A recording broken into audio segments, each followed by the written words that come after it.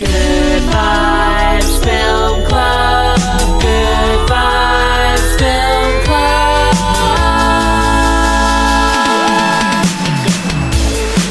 Welcome to the Good Vibes Film Club. I am your host, Adam Denby, and I'm joined with the beautiful, the gorgeous, the thoughtful Sarah Warner. I like that you went not everything aesthetic. Yeah. Went for some different describing words today. Not just a pretty face. Oh. Trying to mix it up a little bit. People get bored. Yeah, some would say I'm not even a pretty face. Maybe next week. They'll think I'm just pre-recording this and sticking it at the beginning of the show. Yeah. Right. Truth is, I'm just that good. You just can't remember new words. If you haven't listened to the show before, this is a bit like a book club, but with films. Because we're too lazy and tired to read. Well, we've read lots of books and now we're moving on to a new medium. I've not read lots of books. Okay, I lied. We haven't read that many books, but we are here to talk about films, and we talk about films that we love and why we talk about why each other love them. Exactly. So it's sort of a little bonding exercise for ourselves. You know, maybe there's some films that the other one really likes and maybe we've only watched them once or not at all. So it's kind of a chance to learn something about the other person and kind of talk about why you think they love it and just get to know each other and even more. We go through the format. We go through the plot, the thoughts, the themes, why it's our favourite. So if you haven't seen either of these films, it might be a good time to either watch them before the show, pause, get out now, come back later when you've watched it, or if you have no intention of watching the film, then maybe this is a good way for you to find out why other people like it. Mm-hmm. So whether you are getting yourself through a workout, doing some household chores, or just on a commute to work, we'll be with you for the next hour. Yeah, I love a podcast on a commute. Yeah? Yeah. What do you love about it? Sometimes it's just nice to hear people chatting, isn't it? Yeah. Rather than music. But then other days I want music. But it's just nice to have the options. We have all those options now. Well, we can put more music in the show. Could do a section where I just sing on the guitar. I'm sure people like that. Yeah, sure. So what films have we got in store for today? We have. So you're going to present The Cabin in the Woods to me. Mm-hmm. Kept calling it Cabin in the Woods. I think there's a the Cabin in the Woods. And then The Woods. The Woods. Mm-hmm. And then I'm going to talk about Groundhog Day for you. What a great pair of films. Yeah, like as a rule, I don't like horror films. And I don't like romantic films. Yeah. But yeah, I think they've both got a lot more to them. Yeah. Than that. So I really enjoyed rewatching Cabin in the Woods the other night. I really enjoyed Cabin in the Woods. The Cabin. I really enjoyed Groundhog Day. Yeah, I hadn't watched it for like years. I was watching it thinking, this is a brilliant film. Yeah. So complex as well. Yeah.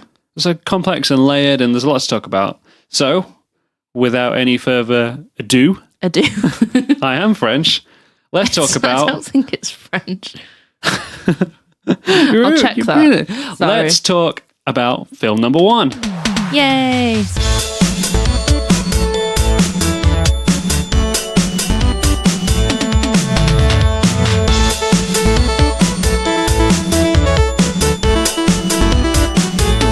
So, Groundhog Day. Oh, I'm going first. That might be why I've got Cabin in the Woods open. Okay. Let's talk about film number one. Yes. Cabin in the Woods. The Cabin. I won't do it now. I'm going to have to adjust my title. Hang on. The Cabin in the Woods. I'll put the in. I don't think it matters The too Cabin much. in the Woods. Yes. The plot. Yep. Opens up. There's an underground sort of James Bond science lab base. Yeah, it's all white and the scientists are talking about their weekends. Mm-hmm. Yeah, so sort of the mundane conversations about what you did and, just general work stuff. All seems quite normal. Yeah, what you'd expect in a workplace. So we've got teenagers going away on a weekend. We've got the responsible, likable lead woman. Yep. Who turned out later on is categorized as the virgin. Mm-hmm. We got the blonde, she's categorized at the end as the whore. Is that right? Yeah, yeah. But I think she's kind of been manipulated by the lab. They've kind of drugged everybody a bit to make them act a certain way. So I think that side of her is kind of heightened. But I think they all are. Yeah, definitely. Yeah? So I think. So then there's also the athlete. Yeah. Who's referred to as the athlete. I just wrote Jock. Jock. We've got Stoner Nerd, who's a bit like Shaggy from Scooby-Doo. And then we've got Jock's friend. What's he referred to at the end? The scholar, because he's kind of a bit nerdy. Is he? Yeah. Oh, okay, so he's actually the intelligent, sort of hardworking one. I think they're all intelligent. They're all like at college. Yeah, no, but we're talking about But we're talking about what they sacrifice them at the ritual as, Yeah. and I'm talking about what the tropes are within horror films. Okay. Okay, I'm not saying any of these people are. I'm saying this is what the characters are supposed to be. Yep. So yeah, Right? he's supposed to be the scholar, like the nerd, like the bookworm. So maybe it's best to get onto my thoughts first, because I feel like we're just bringing up stuff from later on in the film. Yeah. So why Cabin in the Woods is so great is because it's caught sort of two films in one, right? You got the top layer, which is just a standard horror film. Yeah, Which just sort kind of teenagers mucking about in a deserted place and just sort of getting picked off one by one. Yeah. Right, and that kind of satisfies all of the gore and all of the bog standard horror stuff that horror fans will probably like. Yeah, which is normally the stuff I'm like, Yeah, it's stuff I'm that not we that don't. into. Yeah. We probably wouldn't watch a regular one of those. But then the second film underneath is the real horror story is about keeping the demons at bay. This group organization try this worldwide sort of ritual every year to stop demons from attacking the earth. Yeah, like the ancient ones, like the gods that ruled the earth before. Yeah. So they use this first film that I'm talking about as almost like a front for Yeah, definitely. the bottom layer of the film that's underneath it. But you can almost just take that first layer and you could watch that. Like you could cut out all the scientist guys, right? Yeah. And you could just watch that as a film. Yeah, pretty much. I just wouldn't like it as much. No, we wouldn't like it as much, right? But this is why we watch it, because Joss Whedon taking a genre that people are probably bored out their minds on and add in an extra layer that makes it interesting, right? It's almost, in a lot of ways, it's a parody of horror films, right? Yeah, I think of you like could say slasher, that. Yeah. kids, teenagers type films. Yeah. There's almost a commentary on, look, we know everything has been done before. This is like a twist on it. And also the name The Cabin in the Woods is just like, it's so... It just sounds like a standard kind of slasher film. It doesn't kind of hint at there's this whole kind of organized ritual sacrifice thing and they're being spied on. And No, well, that's why you go to cinema to see it, because you don't know any of that. Okay, so after you introduce to all 5 characters, set off on a road trip and they go see a dodgy petrol man. yeah, they stop for gas. Stop for gas. And he gets quite aggressive towards the blonde girl, calls her a whore. Yeah. Yeah. And then a bird flies into an invisible wall and explodes. Yeah, they like go through a tunnel like into the mountain and then you see this bird, like kind of hit this invisible wall and you're like, So they've like entered the kind of facility. So at this point, it's quite upfront in that it isn't a standard horror film. It's not like you watch 30 minutes in and then there's a twist. No, because Right. you see the lab, like that's the first thing you see, and they're kind of talking about it. And then as they leave to go to the cabin from their kind of university accommodation, there's a guy on the roof saying like the nest is empty. So you know they're being like spied on. Like you know there's something else there. It's not just kids going off for a holiday and it going wrong. They're quite open about it right from the beginning. So I think that hooks you in as well. Because for me and you, if we were just to sit there thinking, it's another like Hills Have Eyes type show. I'd be quite bored. Have you seen that?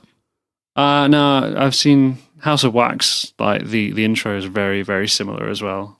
Down to like the petrol guy, and like is it something Dale and Tucker in the Versus Evil? yeah, like it's got all those tropes about the petrol guys and stuff. Yeah, that's kind of funny though, isn't it? That was a funny film. Yeah, I know, but what I'm saying is they're playing off the typical horror things, films. You see, there's a dodgy guy, they break down for gas, he tells them not to go, but he's a bit odd. Yeah. That kind of thing. And then they get to the cabin. They're like, oh, this is really nice for the weekend. And then the jock's mate, or scholar as they're now calling him, finds a one-way glass mirror. I can't remember his name. It doesn't matter. Name. The glass mirror, and the girl he fancies is getting changed. Dana. I remember that's Dana. Yeah. And there's like, he takes it off because there's a weird, creepy photo. Yeah, of like these people like sort of hacking apart like heads off. an animal or something. Yeah. I mean, if you're just watching the film, you won't know these things, but it's a setup for basically all this chaos to happen, isn't it? It's for them the scientists have set in place a stage for them to... Yeah, but they have to die in like a certain order. Like there's a certain way they have to die to kind of meet the requirements of the ritual. But yeah, like you say, there's kind of different ways it can happen. It doesn't, but at this point, the film doesn't tell you any of that. No. Right? It's just some teenagers and there are scientists sort of obviously watching them. it pans out to show that the gang are being watched by CCTV. I think that's the first time you see that the cabin's like bugged. Yeah. Yeah. And the science people they're placing bets. Yeah. Yeah. So they're placing bets on, well, you don't really know, but they're just saying things like zombies, werewolves, etc. Mm-hmm. And I think they use the security guard as like the sort of typical question guy to explain stuff to the audience. He's like, why are you placing bets? Yeah. What does it mean? And then there's a bit about, well, if you already set all the stuff in the cabin, then isn't it rigged kind of thing? And he says something like, well, no, because the kids have choice. You set the ability for them to make those choices. Yeah. But ultimately, it comes down to what they do. Yeah. Yeah. And then Blondie licks a fake wolf. And they're playing Truth or Dare. Yeah. They're doing like stupid stuff. Yeah. Like Dancing drinking, around. playing Truth or Dare. And she gets dared to like, there's like this, mounted like wolf head. She gets dared to like make out with it, and it's kind of gross. Mm-hmm. And there's an interesting fact about it. I didn't think I made it in my trivia, but there's bits of sugar on the wolf's teeth. Mm-hmm. And it was because it was to make it more bearable for the actor. Yeah. Well, I guess they would have like cleaned it, right? Yeah. And then they put sugar They on it. probably made it. Yeah. I guess it still wouldn't have tasted nice. Okay, that's nice. They put sugar on it. Fair enough. But you can see it in the film if you look closely enough. Oh, okay. That's the trivia fact. And then as she's doing that, a hatch opens up just from the basement. In the cabin, yeah. And the gang go check it out, as you for some reason would if you're in that cabin. Well, or someone dares. Because they all say to Dana, like, oh, you say dare, and then you chicken out, you won't do it, and you'll say truth. And then it opens, they're like, well, go down there. Dare you. So she goes down. And then when they go down there, there's all weird items, and they're all picking them up. And yeah, they're all kind of like mesmerized by these items, kind of like in a sort of a trance. And then basically one of them picks the Rednecks family. Is it a book? It's like a diary from a diary. a girl, yeah. And they read it, and then they're like, oh, don't read the Latin. And then they read the Latin. Yep. And then that triggers a spell, which starts making the redneck family emerge from the ground. Yeah, something like this old, I guess kind of, what was it, from like the early 20th century, this family, and they like were pain worshippers or something. And I mean, it doesn't matter. It's all a fake backstory. yeah, they're kind of, There's no relevance in the rest of the film. No, I guess not. Yeah. Yeah. You start seeing them, like rise from the dead. So the jock and the blonde lady go outside, start kissing, and then she gets stabbed. Yeah, they're off to go do hanky-panky in the woods. And then the scientists kind of reveal that each item in that basement is tied to a different monster. Yeah. Yeah, so a different threat. So based off which one they picked by accident, it would trigger off like a horror that would come and kill them all. So because Dana read from the diary, that family came out, but there was other things down there. There was this like weird ball thing, like a puzzle that Chris Hemsworth's character was playing with. There was this like music box with a ballerina, this necklace, something else, yeah. It also shows at that point is where you realise that it's not just them. This is happening all around the world. So there's a screen in the lab that shows Japan, and there's like little schoolgirls in a classroom, and there's this thing coming to attack them. You're looking really like this puzzled. sort of weird like phantom thing. Yeah, I was trying to think what it is. Yeah, what the film? Like the spirit thing. But yeah, you see it. There's like places all over Europe, and basically there has to be a successful sacrifice for the gods to stay at bay.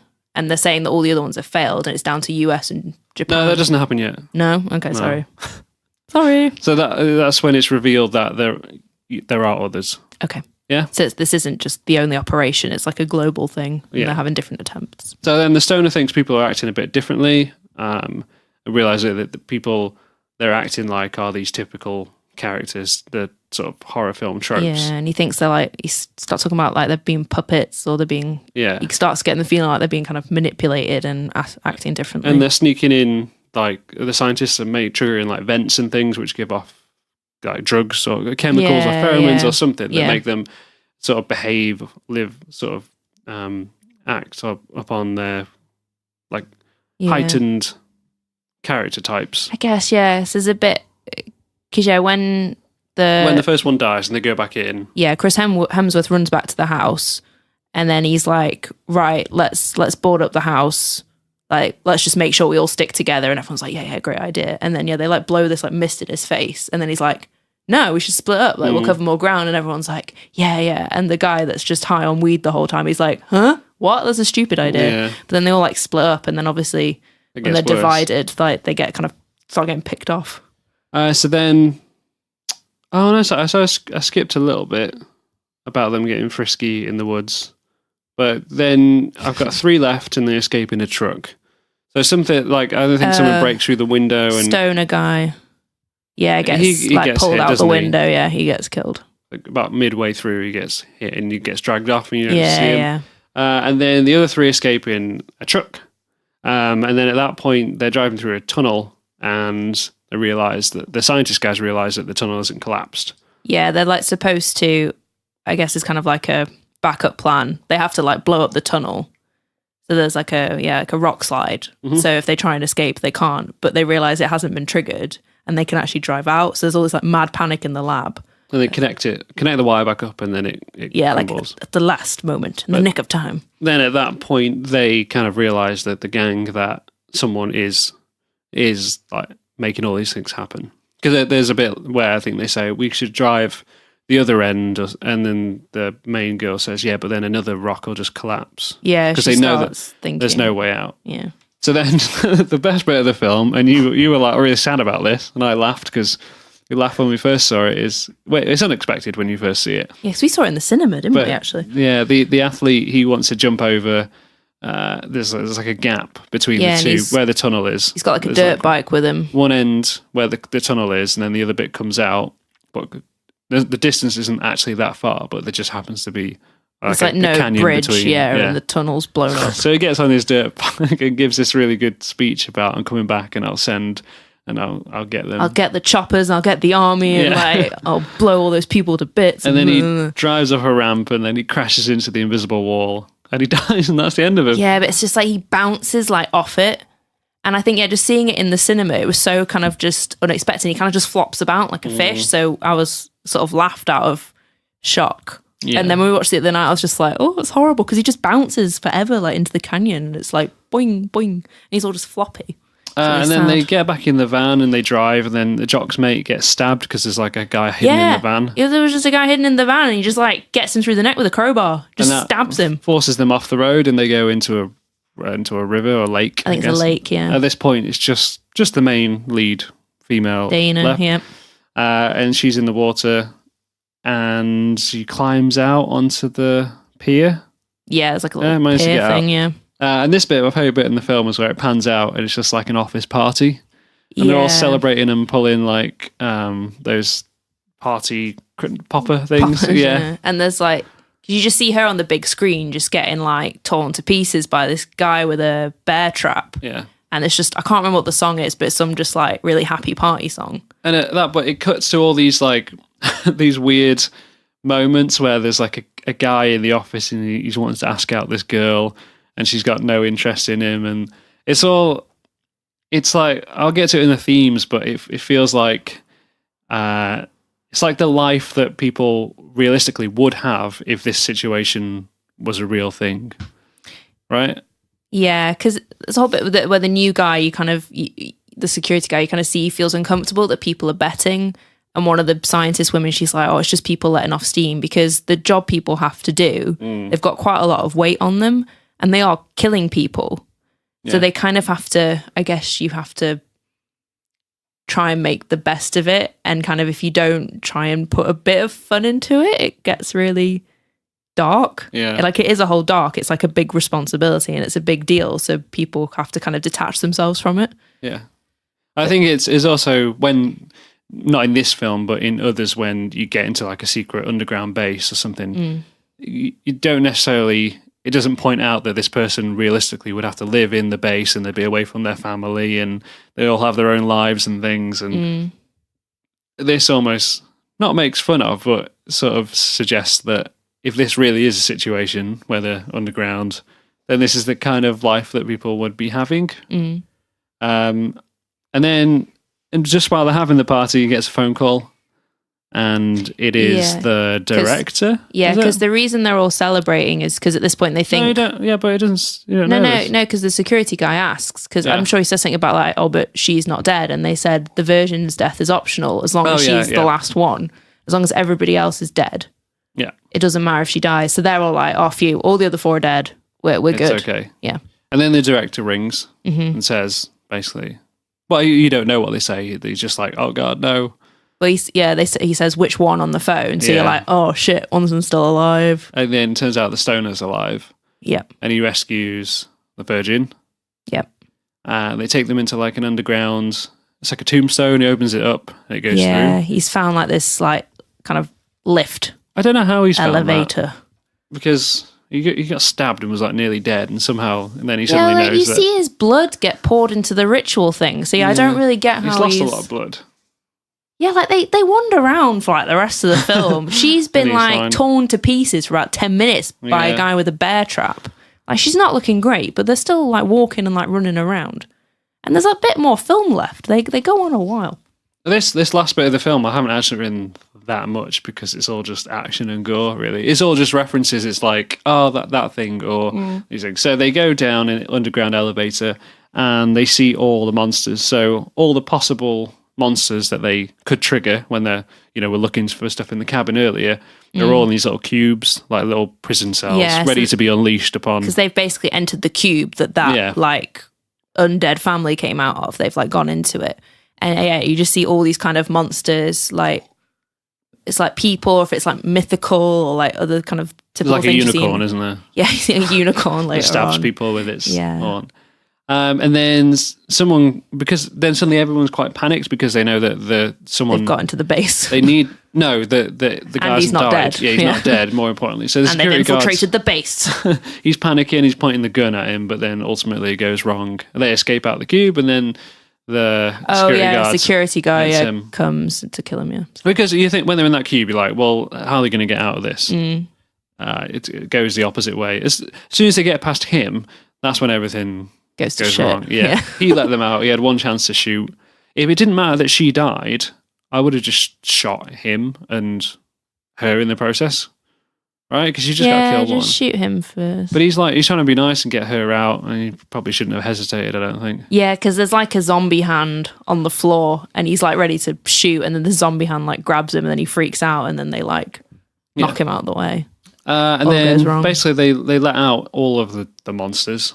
Yeah, give them a taste of their own medicine, and all the monsters start coming out, killing everyone in the base. And you see there's some dark shit. Like you see, there's like a werewolf. You're like, okay, and there's like this kind of ghosty thing, and there's a unicorn, and then you just see one. There's a bit where it kind of pans out, and there's all these little monitors, and there's this one where they kind of look like these weird zombie mutant things, and they're holding a guy down, and one of them's just like vomiting on his face. I didn't see that. And I was like, it's horrible. And there's some other kind of like these creepy nurses, and they just start like with a scalpel on a guy. Yeah. Like we were watching it, and I was like, unicorn, that's how I'd want to go, because you just get skewered with the thing. I don't want to be vomited on. I don't want to be cut open. Like there's some really nasty stuff in there, like really horrible. The clown, remember the clown? And you just go like with this big knife, and it's horrible. So I want to move on to thoughts and themes because I want to get through the plot quite quickly. So after all that action scene, everyone dying, getting killed. Basically, everybody in the base, staff, everybody dead. And then everybody's dead. And they turn up to the ritual chamber, and there's the woman from Alien, who Sigourney Weaver. She's the director. Yeah. Is she? Yeah. When she came out, I was like, Sigourney Weaver. The film. No. Right. So, she explains to them basically there's these gods that will rise if every year the 5 people aren't killed in this order. Yeah, and she's like, you, stoner guy, you need to die in the next 8 minutes or the world ends. And then the Virgin's like, okay, raises the gun, is like, I should kill the stoner guy. It makes sense. I could save the entire world or everyone dies, basically. Yeah. And then she doesn't shoot. I think a werewolf. Because the werewolf gets bites the Virgin and mauls her. And then sort of pushes the director off the edge. Yeah, there's kind of a struggle, and then the stoner, I can't remember his character's name. I think it actually his persona thing is the Fool. Marty? Yeah. The Fool. And then pushes him off. They don't kill. Pushes her off. They don't kill him, and then the world ends. Basically, yeah. Because at that point, the director has fallen off with the gun. It's kind of too late. Marty's like, well, because he has this whole thing about kind of society's gone to shit, and they're like, yeah, maybe someone else should have a go. But they've basically kind of, well, we'll talk about it. But yeah, the world ends, and you sort of see this big godly hand rise up, and then the film ends. It's a bit of a weird end, doesn't really. It's the opposite, right? It's not a happy ending. It's just the end of the world. Yeah, it's just the end. The end of everything. So on my thoughts, I put Joss Whedon. Whedon. He has this feel of sort of supernatural horror with comedy grounded in realism. Yeah, and what I mean by that is it's not part of their world. They're set in the same reality that we are, right? We're in the real world. They're in the real world, and then this supernatural stuff gets introduced into it, and they react in a very human, real way, rather than a very Hollywood word. And I can't think of another word apart from Hollywood to describe it. It's just, if you think, I can't. You explain it. You know what I mean. Well, I thought you meant, you've confused me again. What I thought you meant is that all the kind of the jokes and the humor come from these sort of human experiences. Like, it's all kind of this office banter, and you see like the guy asking the girl out of the office, and it's like dead awkward. It's kind of all these human experiences juxtapositioned with all this just like supernatural crazy stuff. Yeah. So I don't think they're acting like everything is normal in another film. They react in a Hollywood way. Because if you've got any film that you think is set in the real world and then there's supernatural element, I think everyone's going to be like, oh, what's that? They're going to be like shocked. I think that the humor in Joss Whedon is about, just sort of all the kind of human stuff. In Star Wars, right, when the Emperor says, shoot at that planet, and then it cuts to the guy on the desk and he's like pushing the lever and he goes, engines ready now, sir, and presses it. It doesn't then linger on him for a while, and he scratches his head and goes, oh, I'm going to go take a leak now. But in a Joss Whedon film, he would, right? Okay. Yeah, it's showing that person who lives on that station obviously has a life and a human, like regular human life. Okay. But in Star Wars, they're just sat there on that control desk, and that's all Star they Wars exist is for. not set in the real world. Like, I know the world of the that's what cabin I'm in the saying. okay. Star Wars is a made up world where, and that means that the people in it, even though they are humans, they're not real. They're made up. They're fantasy. Okay. Right? But there is a realism to Joss Whedon where these people that exist in this world are human like us, and they would react in a human way that we would react. Okay. But there is a supernatural element to it. Okay. And they react to that. Yep. Yeah? Okay, get you. Right. Number 2. So I had scientists' mundane jobs talking about the weekend. I thought they're as bored by the typical horror films as we are. So like they're as bored by their own job doing this supernatural stuff as we are of those bog standard slasher horror films. Yeah. Like, the whole premise to me is that the horror slasher genre has been done to death. Right, and it's just like, oh, here we go, another cabin, another 5 teenagers, another, doesn't really matter, insert monster here, right? And that's what it is, because insert monster here is completely random in this film, in the plot of the film as well. Yep. And they're bored doing their job, and they're as bored as we are about that genre. Yeah. Okay, so I put on the nose horror. So there's loads of bits within sort of 15 minutes of the film where the music just starts playing for like the petrol guy, but it's like very aware. It's like the joke almost is, we're going to make this scene feel spooky, and that's almost the joke. Yeah, like it really makes me laugh. Just the very opening bit, like you see, I've forgotten that it's Richard Jenkins and another guy that kind of like the lead scientists in the lab, and like you say, they're just walking down a corridor. They're talking about like something mundane. Like Weekend Plan, something like that. And then it just goes like, duh! And it just says Cabin in the Woods, or The Cabin in the Woods in red letters. But there's just these two guys like, yeah, see you on the golf course. And it's, nah! And I just like laughed, because it's just weird. I think I probably should have gone down all these points, because it would have made you understand my top point a bit better. Okay. Because then after that, I've got a more realistic view of the lives of characters involved in horror films. Because quite often we just see them for that scene doing their thing. But it is like, if you did have an underground base, these people would live out their own regular lives. Yeah. Whereas in Star Wars, when they're in a secret base, Yeah. they're just in this armor, stormtrooper, and you're like, there's no, Does they he don't ever even get have to a zip go on their home? underwear. Yeah. Like, how do they go to the toilet? All these kind of questions that you don't think about. Yeah. Or like, do stormtroopers Same have, about like 24. do they have, You never see them pee or eat or anything. yeah. That's it in the real world. There you go. I mean, in 24, right, it's set in the real world, but they just don't act like regular I humans. guess they do it in the ad breaks because it would skip forward like 5 minutes, wouldn't it? I guess that's when they get a sandwich or have a poo. I feel like you're going against my point. Sorry.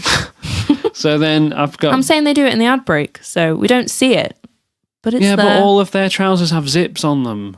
Yeah, Jack Bauer can undo his flies. Yeah, no, but it's a stormtrooper. Yeah, I don't know. That must be lengthy to go and have a wee. I don't know how you get out of that thing.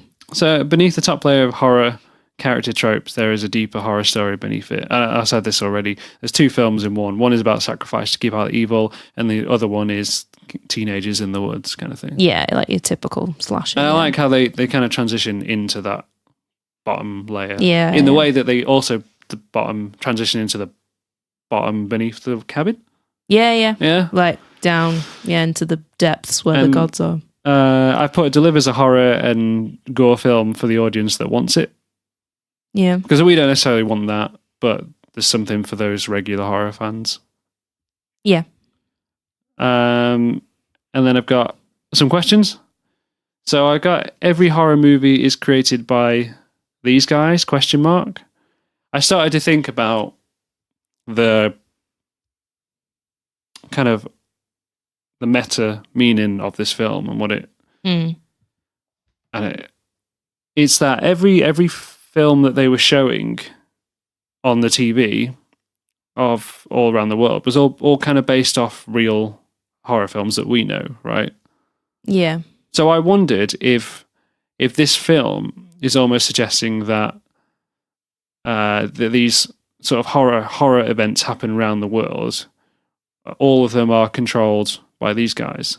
So imagine, right? Imagine The Ring is conducted by the guys underground, and it is conducted by these guys. They just, they set out this horror on certain elements of the... Imagine if every horror film was just like a footage of that event happening every year around the world. Yeah. I don't know if that's what it's suggesting, but it got me thinking when each of the monsters related to particular horror films. And it could just be that there's just nods to like, oh, this is the, nurse zombie ones. Yeah. Or whether they're suggesting that these guys are responsible for all those films. What do you think? I think it's maybe just like a nod to like horror classics and sort of things from pop culture. Yeah. Sorry. Not read into it as deep as you. I think, no, it's not. It's just me reading between the lines and coming up with a theory. It's not what Joss Whedon... I think it's far-fetched. I just think maybe the concept of this film could be like, oh, well, what if, all these things, all the horror films, what if someone was actually just putting them on to do like, the sacrifice every year? Isn't that interesting concept? Something they do say about, there's the bit where the two, the athlete or warrior and the whore. Yeah. So Chris Hemsworth and his girlfriend, Jules. I can't remember Chris Hemsworth's character's name. They go out into the woods and like everyone's staring and they talk about, oh, you got to give them a show. Yeah. And like you see her breasts and you think, what is this whole thing about? Like, there needs to be a show. You're like, who's watching? Yeah, there's certain stuff about like, it's not just about killing. It's got to be certain things happen. Yeah. Even for them, like you say, like a show. Yeah. To Or make is it it more interesting. just to make it interesting for the staff? Or is there, like you say, is there someone No, because the staff that's don't going to watch the staff this? just want to get to the point and get their job done over. So it's But I guess acting if that, it can be done entertaining, like they're having to do this kind of horrible thing, does it make it a bit better if it's slightly entertaining? They get to see some boobs. I don't know. Because it says like you've got to give them a show, and you're But like, then give there's who a show? the name, the director, implies that it's a film, right?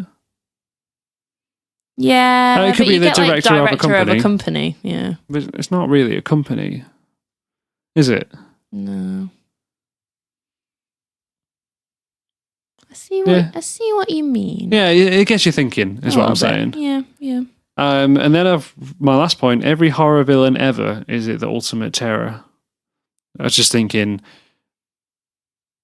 that scene where they were ripping, you said it's quite horrific. It's like, is that the most horrifying collection of villains? It's like everything, isn't it? It's not horrifying as in, it's not terror, right? There are things that are scarier.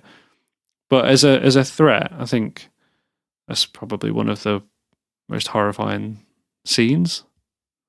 Oh yeah, it's like the most horrifying in the film because it's not like, because I think some people are afraid of different things. Like some people are particularly afraid of kind of supernatural things, whereas other people are more afraid of like things that could be real. Like, you know, slasher movies where it's just like a guy in a mask, like that could happen. Whereas they might say, well, like a unicorn is not going to skewer me. Yeah. But different people are afraid of different things. But this is like everything, like literally everything. And the question I have is like, okay, they've got this whole, the gods are down there, fine. Yeah. They've got this whole base. Like, so are monsters real and they've like captured them and put them in these cubes, or have they like made them? And if they've made them, why can't they like turn them off? Like, are they real? Yeah. Or are they made? I know what you mean. But yeah, that's the thing. If they're made, surely, yeah, you could just like, they could be in like power down mode if they were like robots. But then if they're not robots, if the gods are real, yeah, then surely these are real. Why are all these monsters? Yeah, but then where did they come from? They were like, right, we've got these gods. How are we going to do this? Oh, we've also got all these monsters that are real. Let's like I don't really know how it came to be. I think maybe you grow them and all that. Like the spiders get made, and the man with the saw in his face gets created. Okay, but there is one like phantom thing. Yeah, it's like a spooky phantom. How do you make that? Well, maybe they are, the smartest scientists in the world, and they make all this stuff. But then surely you could like program them or teach them to only, because they turn on like all the staff. I don't know. I think if you'd made them, would you have to just make them horrific so they could do their job, or would you train them so that they'd only attack at certain times to like certain people, and then they wouldn't attack the staff and they could all just chill out together? Yeah, I don't think it's a detail that we'll get onto. I know, but I'm just like, where did they get all these things, and why are they all killing them? Themes. I've got a teen horror film parody. Yeah. I don't know parody as such, but like a reinvention. Well, maybe not a reinvention. I think it's a parody in that it's poking laughs at those standard teen horror films. I'm not saying I don't it's know like if it's making fun. It's just trying to do something different with it. Yeah, but I think that in the expense of horror films, like the guy at the gas station, it's making fun of that. Yeah, but then that guy, he's like in on it, isn't he? He's like works with the lab and he calls them and he starts spouting all this kind of stuff that sounds religious about like they all come from beneath them, blah, blah, blah.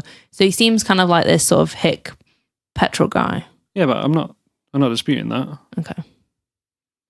Actually, that bit's really funny you said about comedy sort of based in realism. There's a bit where he calls and he starts saying about like the gods and you must feed them, and he's got him on speaker and then he's like, am I on speakerphone? And they're like, oh, yeah, and then he pretends to take him off, and it's funny. If a guy is doing that to you on the phone, you probably would have it on speaker. Like if someone just called you up now and started doing that, what would you do? Yeah, I'd put it on speaker, maybe. Yeah. Whereas in a regular Hollywood film, she'd be like, where are you? Doing all the Hollywood typical things.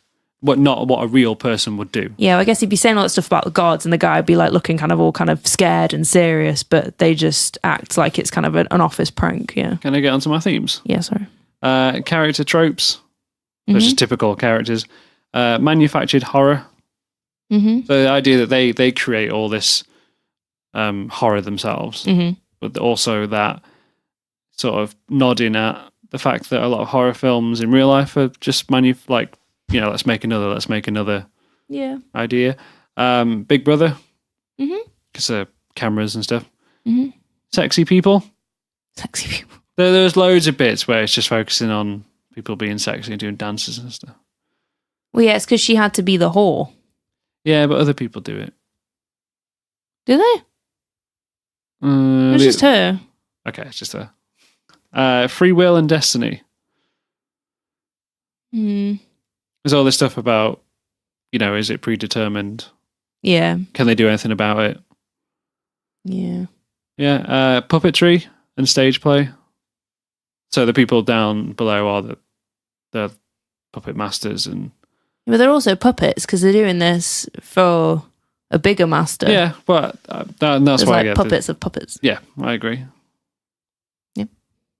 And then I've got conspiracy theory Mm-hmm. and ritual sacrifice. Yeah. Yeah? That is a theme. You want to dispute any of those? No. Moving on to some trivia. Yeah. Yeah? Love Ready? me some trivia. Joss Whedon was the screenwriter of the science fiction horror film Alien Resurrection in 1997, which starred Sigourney Weaver, who plays the director in this film. Okay. Did you know that? I didn't know. Well, I've not seen Alien Resurrection. No, but Or you did still I know wouldn't- that? You still wouldn't know that from watching it. No, I don't think I knew that. So that's the first time that they worked on a film together. Okay. Number 2, the movie's opening was a deliberate attempt by filmmakers Drew Goddard and Joss Whedon to confuse an audience and make them think they'd walked into the wrong movie. You liked that bit. Yeah, made me laugh, yeah. Yeah. Yeah, that's fun. Number 3, the film's ending is similar to the Buffy the Vampire episode Primeval, number 21 of season 4, in which hordes of demons are released from their cages in a government facility and end up killing the majority of the staff. Okay. Yeah? Yeah. I bet you felt like, I've seen some of this before. Or Less not. gory in Buffy. Like, there's blood Well, yeah, it was everywhere. shown on this. TV at like 9 o'clock. Yeah. It's not an 18, is it? I think it's a 15, this film. Yeah. But yeah, it's gory. Yeah. Yeah, okay. Cool. Now I've got to think why you like it. Mm. I haven't written anything down. I don't think I've written anything for Groundhog Day. I think I want to just say the humor, the type of humor. I did laugh. Like, I laughed quite a lot. Yeah. But like you say, I don't think it is a parody as such, in that like Kung Pao was a kind of parody of like martial arts films. But there's definitely humor in it. Like, there is the scary stuff and the serious stuff, but yeah, it's funny. So parody, an imitation of a style or particular writer, artist, or genre with deliberate exaggeration for comic effect. I don't think it is exaggerated though. No? No, I think they've just added this additional layer. So they're saying, okay, like you say, you got this slasher film, but they're doing the slasher stuff because they have to die for the gods. I don't think it's like... But it's all of those tropes are being exaggerated, aren't they? Yeah, like the I'd say they're sillier in other films. I guess they have regular to... films. I don't know. I haven't seen that many slasher films. No, I guess no, they do like enhance, because they say like Chris Hemsworth, he's being kind of this kind of drunk jock that's all like, oh yeah, sex, boobies, and he's not normally like that. He's very intelligent. No, okay, so they have to amplify them to fit into those typical horror things. Okay. I'm not saying it's a horror movie like Scary Movie Parody, no. Yeah, I'm just saying a parody in that they parody characters. Okay. Yeah, they exaggerate off those typical. Yeah, because they have to be those characters to then sort of die in a certain way to meet the ritual standards. Yeah. Okay. Number 2. I think you like the story.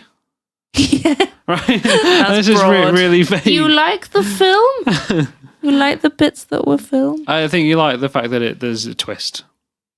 Yeah, although I do remember, I remember watching the trailer and it hints that it's this kind of sacrifice thing. So I think I have to go back and watch the trailer, but I feel like it kind of hinted at it. It didn't just look like a normal, teenagers getting murdered in the woods film. And yeah, like I hear it's Joss Whedon. I'm like, oh, well, I love Buffy.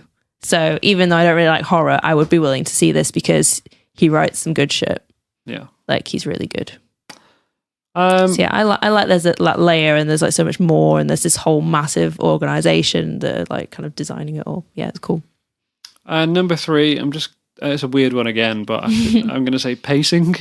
Pacing? Yeah. I think the pacing of the film, it's not too boring. It's not like You like this film because it's not boring. you know what I mean. It's it doesn't linger on particular bits for ages, and it moves on to the next bit of the twist at just the right way. Yeah, I would agree. I'm not sure that came to mind. Oh well, what would you say? Why do you like it?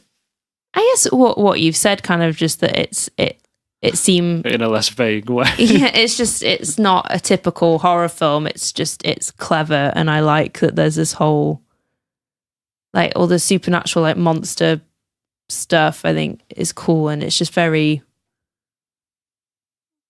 I think I just like the style of it, partly because it's Joss Whedon. I just really like his work, and I liked all the performances, and yeah, I think I just liked how it sort of started this kind of like this slashy murdery thing, but then it was this whole like mythical thing with the gods and this kind of extra thing behind it. I think it's just a clever story. That's like the main reason, really. And yeah, the horror juxtapositioned with all the humor, but it's not like you say, it's a very kind of human humor, like the pranks with the speakerphone and like all the office jokes and kind of things you can imagine happening in my life, whereas the other stuff probably hopefully won't. Yeah. Okay, and that concludes our first film, Cabin in the Woods. well done.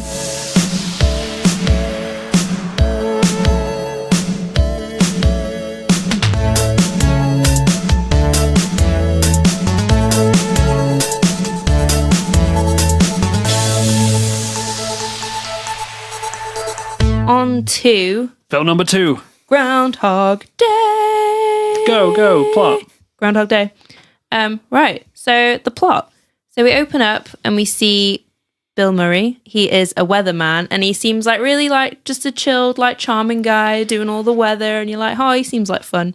And then when he gets off camera, he's quite like a sarky kind of He's a bitter guy. Nasty piece of work, isn't he? Yeah, he kind of just seemed like, I've only seen it once, but his character in Scrooged.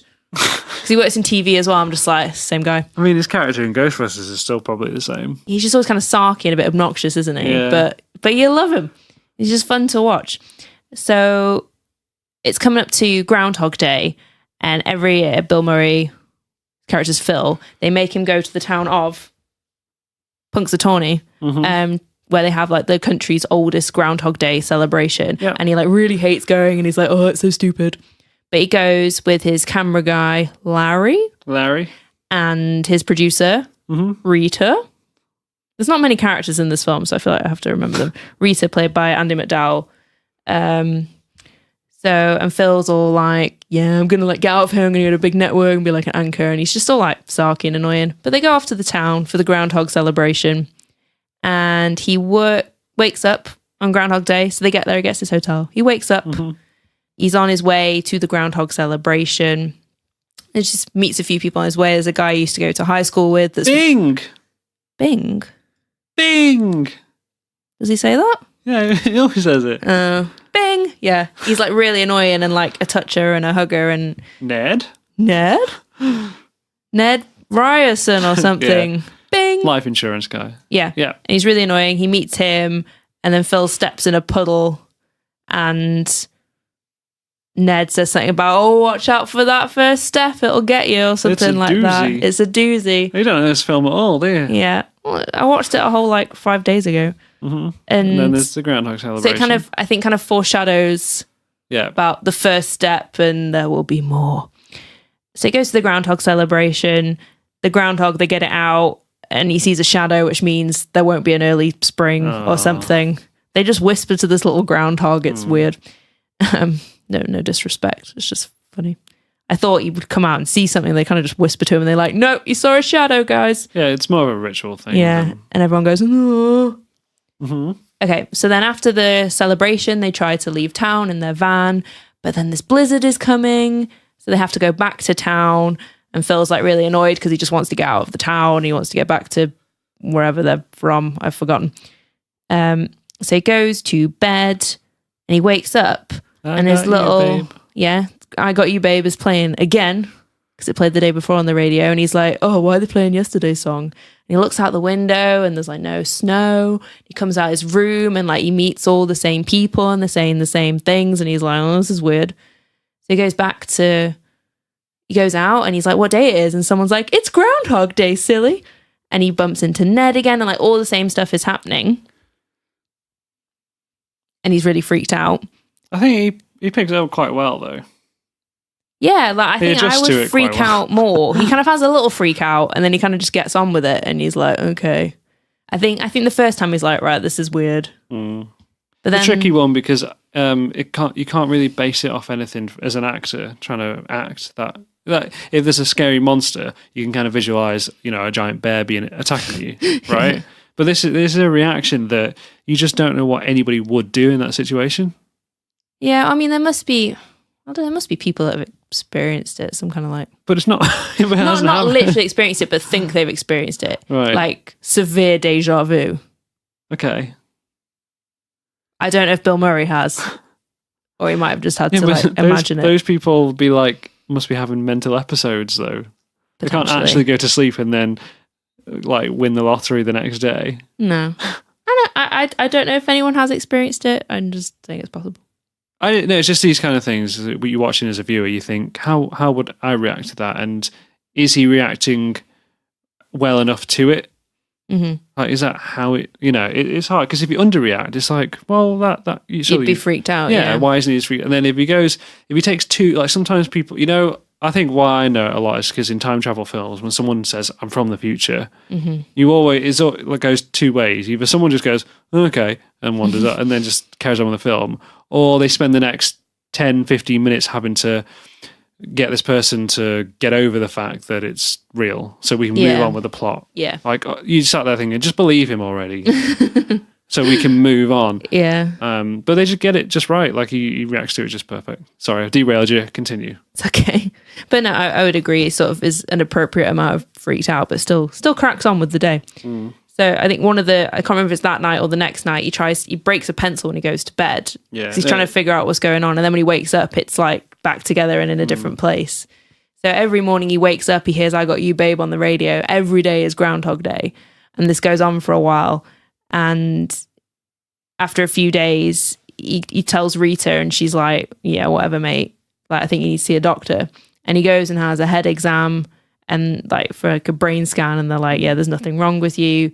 And then he goes and sees a psychiatrist and he's just sort of seems a bit quite young and new to the field. So he's sort of let's see each other again. He kind of doesn't really know what to do. Like, how about tomorrow? And Phil's like, not tomorrow, because there is no tomorrow. Mm.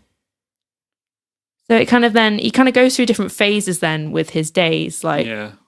He, at that point, he's like, oh, I can do whatever I want. And he kind of drinks with these local guys. And then they kind of go on this car chase with the police because he's kind of like, well, there's no tomorrow. I can do what I want. And he goes to prison that night, but he still just wakes up in his bed hearing I Got You, Babe. Yeah. That's when he's really happy because he's like, there's no consequence to he can just muck about. Yeah. So he starts to enjoy it a bit more.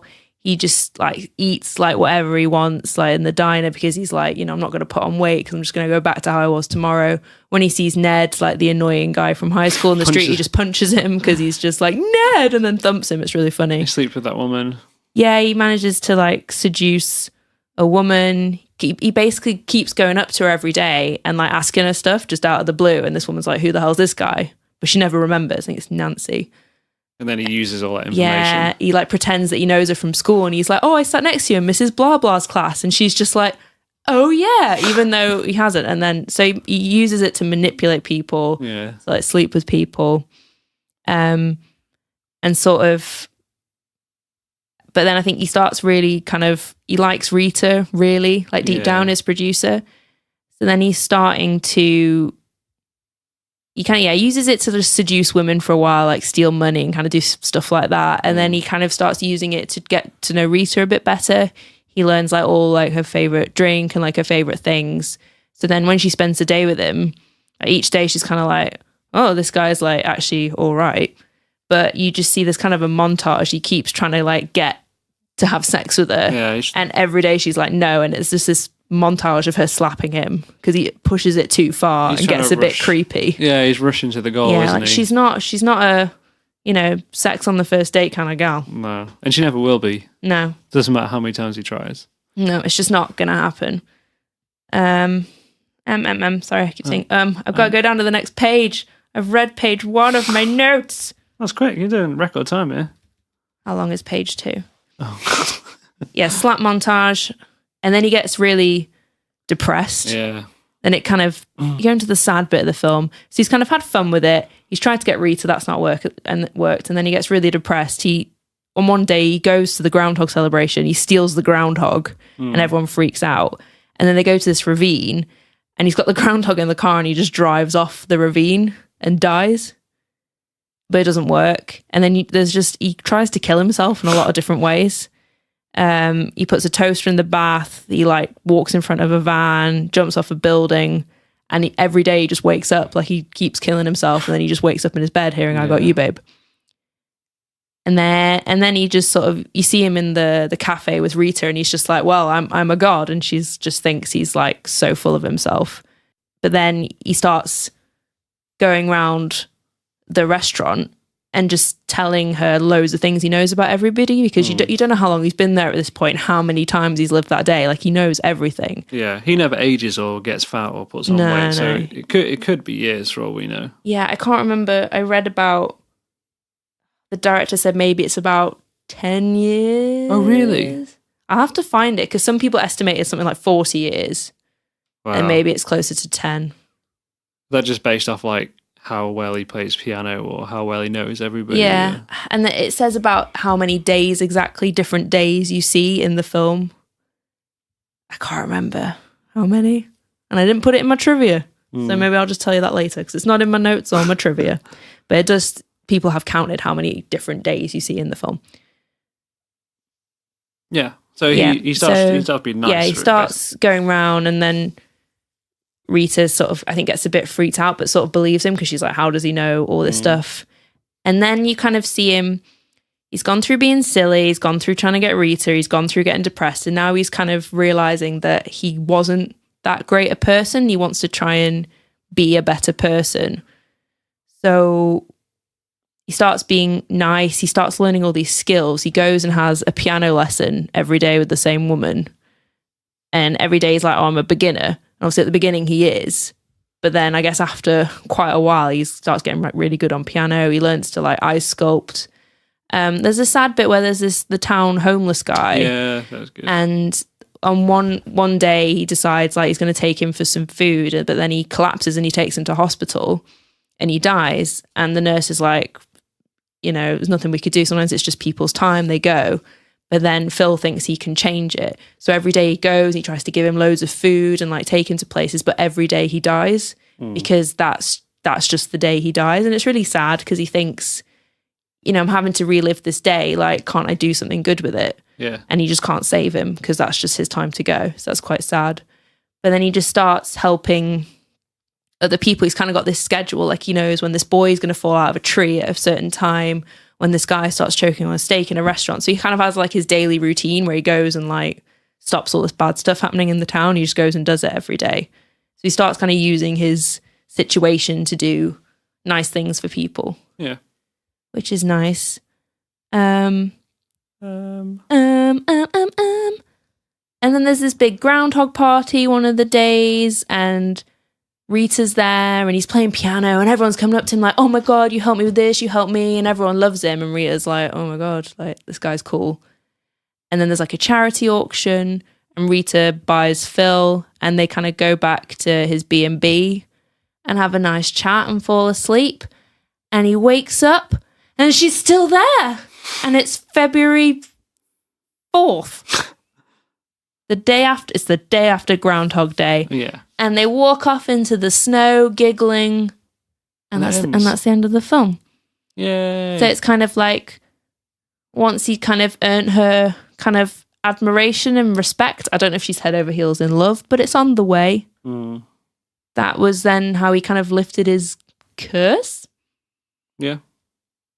By getting the respect of a good, nice lady.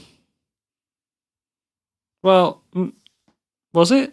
That wasn't my takeaway. I don't know. Well, that's what some says. It's like he breaks his curse when she like falls in love with him. But I don't know if it's more just that he's now turned into like not so much of a dick. Isn't there something about? Doesn't she say to him, "No, unless you love yourself, no one will love you"? Isn't there a part about that? My takeaway from the film was until he actually accepts himself, that's when he can move up. Maybe because he acts like he loves himself, but normally when people are that self-involved, it's normally because they're Insecure. very insecure. Yeah. So, yeah. I think that there's certainly an element of that, and like I do believe like that is a thing that is just true in life. Like you have to have respect for yourself and look after yourself, and then it's like easier to welcome someone else into your life if you actually like love yourself. Yeah. Well, I think he also stops trying to get to the next day as well. Like he just almost accepts. He's almost at peace, I think, with the Groundhog Day. He's not doing anything for selfish gain anymore. He's not. Well, he's saving people's lives every day. I don't know entirely because I've written about it's kind of sweet. I've written sweet/creepy that Phil is becoming Rita's perfect man. Yeah. Because she says, oh, he like has to play an instrument and be sensitive and blah, blah, blah. And then he goes and learns piano. And I know initially when he was learning all that stuff about her, like it was kind of quite openly, he was trying to manipulate her. And this is less manipulative, but I'm still like, is he doing that because he wants to learn piano or because he knows Rita would really like it if he played piano? No, because he can also ice sculpt. And she didn't say a perfect man can ice sculpt.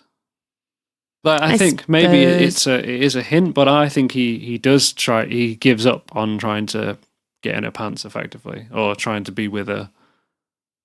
In some way, he's still there, and he still does all the things that she likes in a man. But I think it's less he's kind of doing them by accident now. He's sort of just become nicer. I think there's an element of that. Maybe he did try to learn the piano to do that, but probably 10 years later, he's just playing the piano. Really likes the piano. He plays piano, yeah.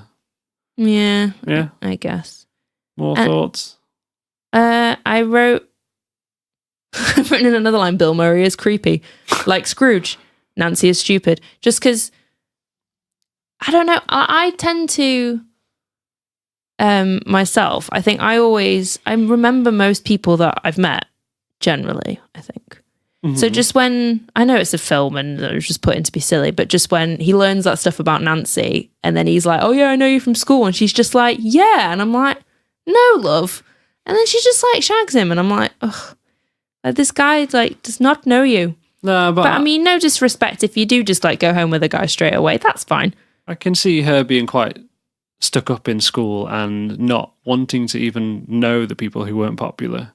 Do you know what I mean? If you're that high on you, like I'm the queen of the dance, and I don't. The queen of the dance, like the dance. What was it? Queen? They have like a queen of the dance in America. Prom queen. Prom queen. That's it. The queen of the dance. I am the queen of the dance. Said she. Prom you queen. know what I mean? Homecoming queen. I can see she being a character that would look down upon people she didn't know. Maybe, yeah, okay. But still, I'm just like, he just persuades her that she knows him. And she's like, yeah, like you say, she might have just been a bit self-important at school. And yeah. I don't think that's the main part of the film. No, it's just a note. It's just a note that I wrote. Yeah. A note that I wrote. Another thing I wrote. And then I've written, does he stay nice after? Who knows? Groundhog Day 2. Because obviously it just ends with them kind of walking off into the snow. And I like to think because he was stuck in that day so long, he's kind of learnt from his ways and know that how he was starting to lead his life, that's how he should lead it and be nice, because that's the kind of man that Rita wants. And like you say, I think maybe he has become that to an extent, like he stopped trying and just got nicer. But yeah, I just hope he doesn't slip back into his old habits.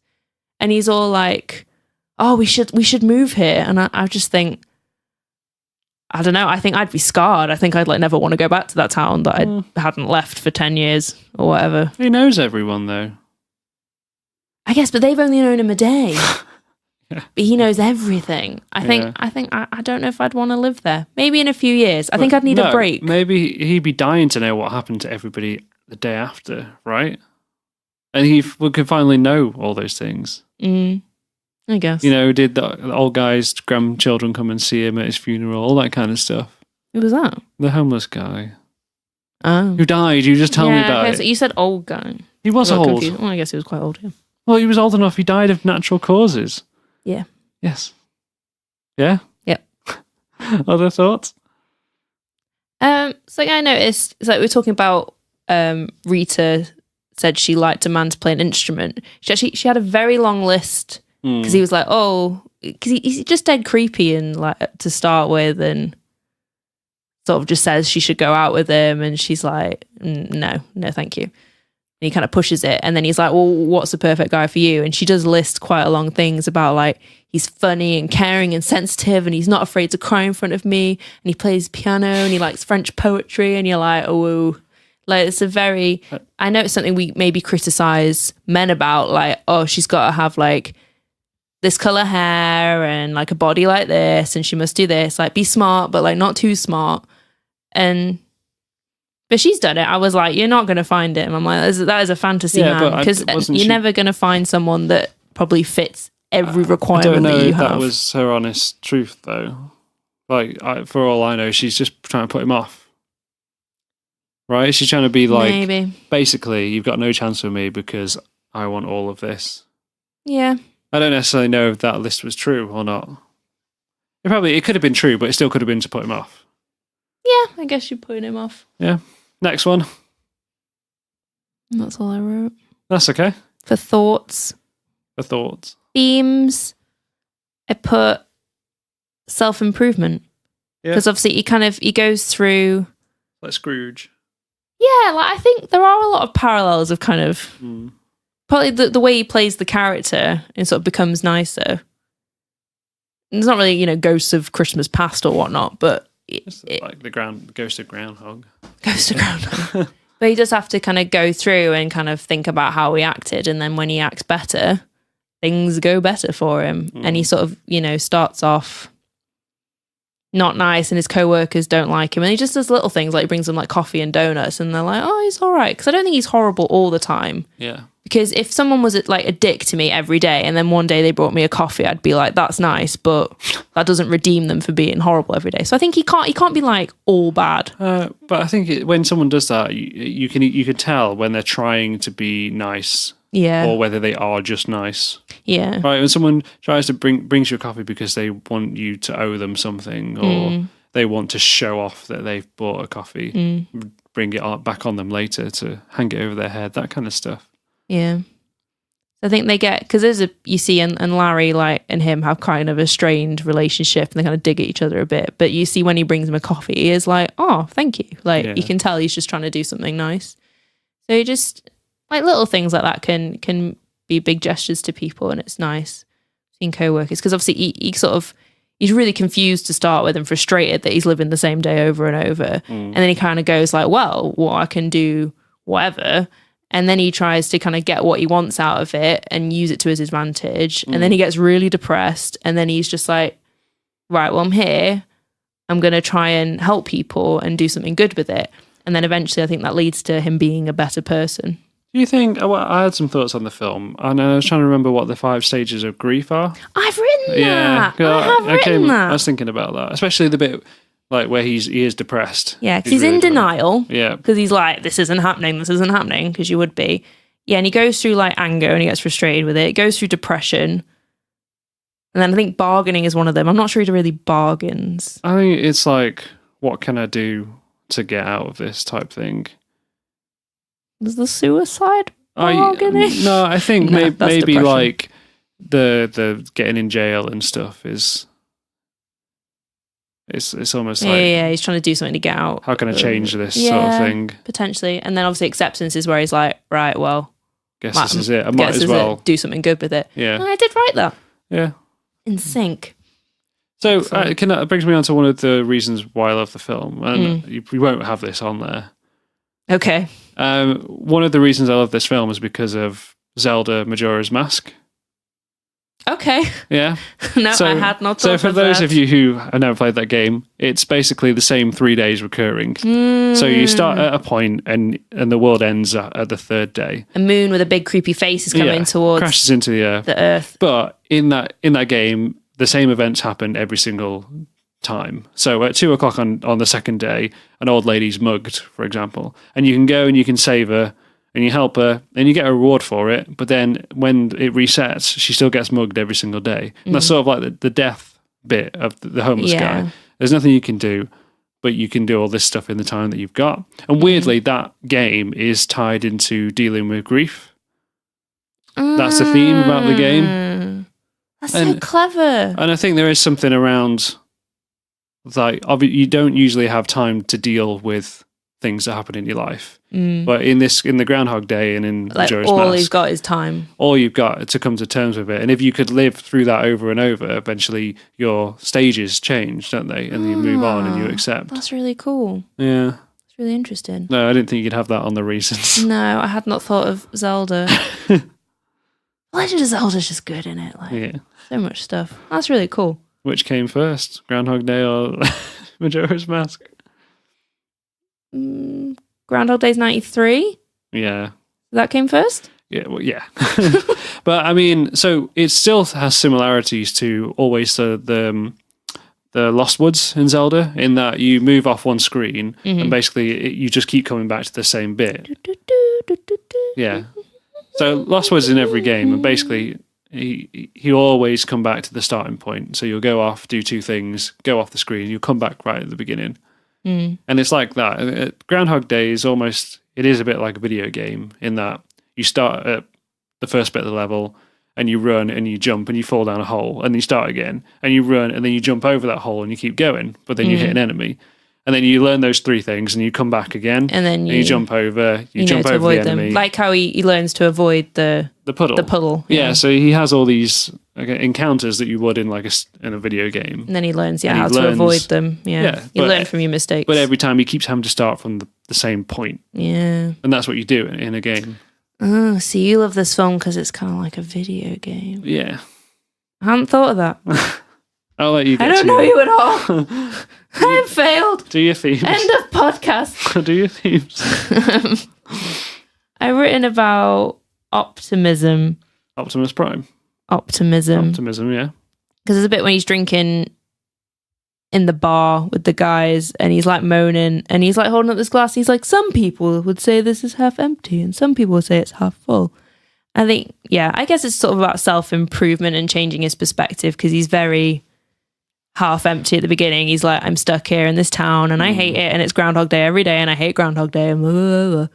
And then by the end of it, it is like, oh, well, I can save that person. I can help them. I can make their day a bit better. And kind of, that's the whole thing. Like, okay, I've got this. What can I do with it to like make it good Well, for other people? and also that glass of water is always the same, no matter who looks at it, right? And in Bill Murray's case, that day is always the same. Yeah. But it's what how he chooses to look at that To look day. at it and what So he that chooses glass, to do. yeah, is the perfect metaphor for the day. Yeah, Absolutely. that's very nice. Yeah, And then I've just written about one day to live. And I think he asks Rita at one point, like, what would you do if you had one day to live? And I can't remember what she says. yeah. It wasn't. I can't remember either. It wasn't very memorable. What does she say? I don't know. I was hoping you'd written it down. No, I guess it's just that whole thing. Like, it's just kind of a conversation piece sometimes, isn't it? About like, what would you do if you had one day to live, and kind of because Bill Murray kind of has one day to live, Yeah. but he also has infinite days to live. But he has the same day over and over, so he can have his last day as many times as he wants. Obviously, he's limited as to what he could do because he's like in this town that he doesn't really like. Well, it's almost if like 1,000 people only had that one day, right? They would all do 1,000 different things. Yeah. And he goes through those 1,000 different things. Probably even more than 1,000. It's weird because he's only got one day to live. So there is you've got one day to live, so it doesn't matter what you do tomorrow. So you crash a car and you kill people and die. But then also at the end of the film, he's got one day to live, and it's about doing the most amount of good in that one day. Yeah. It's interesting. It's all about perception. Yeah. And not necessarily the best thing Because if I literally was going to die like after tomorrow, maybe I'd do something good, but for myself. Like I wouldn't go out and like cause harm to anyone, but I'd probably do something for myself because he's got one day, but he doesn't know how long he's gonna have to do it for. So like then he starts using that one day to do things for other people. Like I think it starts off quite selfish. You know, yeah, like probably if I had one day to live, maybe I would want to like party or something. I don't know. That sounds tiring. That's you next week. That's me next week. Have a think of it. Have a think about it. Yeah. Well, I guess you just want to be with people that you love. I probably wouldn't go out and like, I don't know. Does this sound harsh? I probably wouldn't go out and help like an old lady with her shopping if I had one day to live. I'd probably hang out with people I loved. Yeah. Don't worry, we're not really asking this question. Okay. Next one. Theme. I think that was all my themes. Cool. Can I have some trivia? Yeah. Yep. Let me scroll down. Scroll. Gotta click on the screen. Scroll. Go for a scroll. Such a good time. Scrolling. Not used to this computer. Oh, I've not bullet pointed it. It's so messy. Oh yeah, one thing I did want to say actually, you talked about no consequences, and like you could go out and like murder people. Like they did say in the film, they didn't want to explore that kind of really darker stuff because obviously he could go out and like murder and mutilate and rape and pillage and whatnot. Yeah. But like the worst things he does is kind of manipulate people into. He doesn't rape anybody. He like manipulates people into sex, steals some money. But he knows that'll go back. But because obviously if he murdered someone, they'd be alive the next day, but he'd have that memory that he killed them. Like that would eat me alive. Like, ugh. Yeah.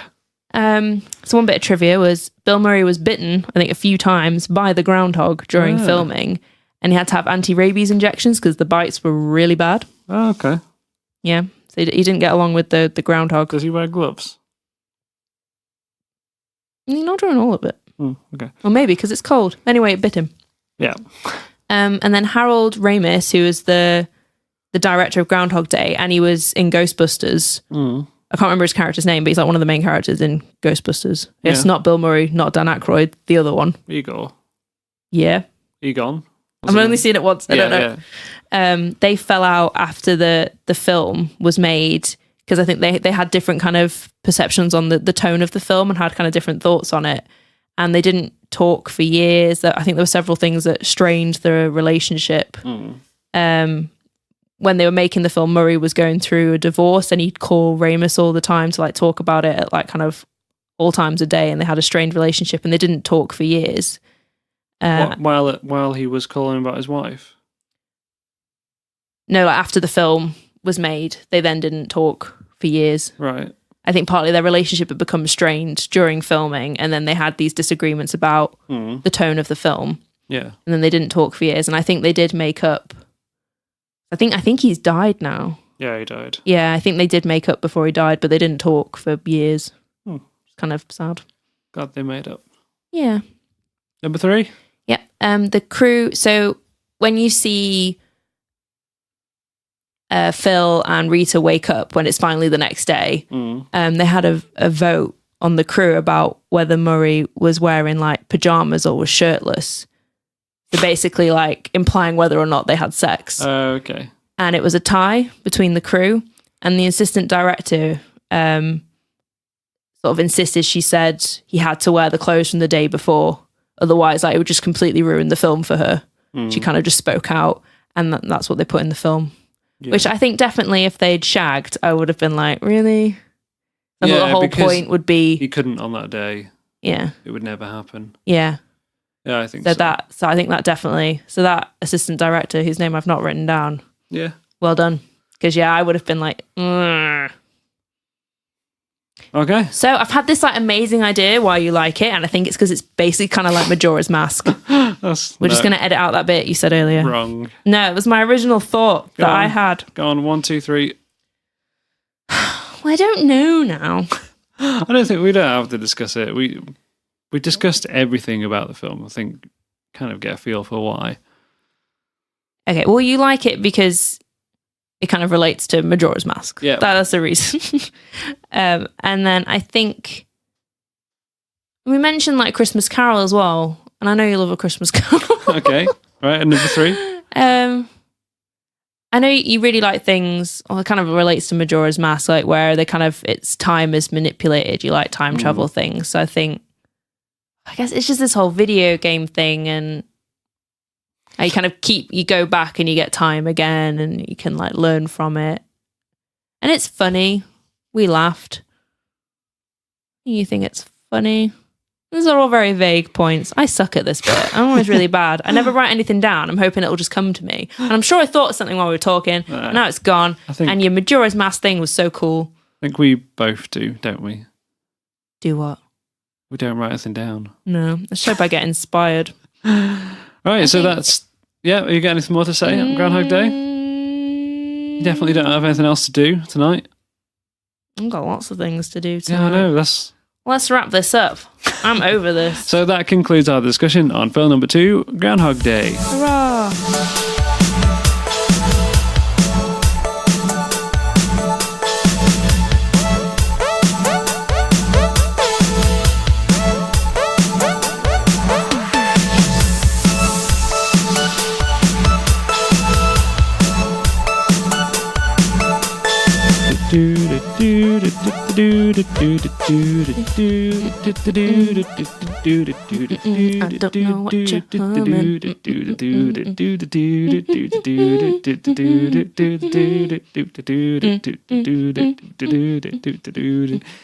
What are you humming?